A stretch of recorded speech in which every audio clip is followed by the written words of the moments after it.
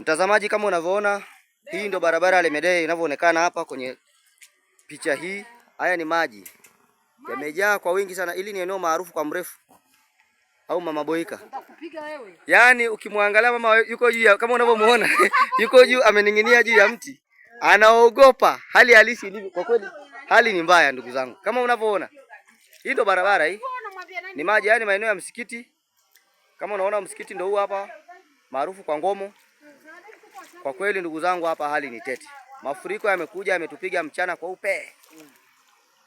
Tunahitaji nusura ndugu zangu. Wenyeji ndio hao wamening'inia juu ya miti. Kama tunavyoona huyu amepanda juu ya benchi kabisa, anaogopa. Akishuka hapo chini hali ni mbaya. Anaweza kaenda na haya maji.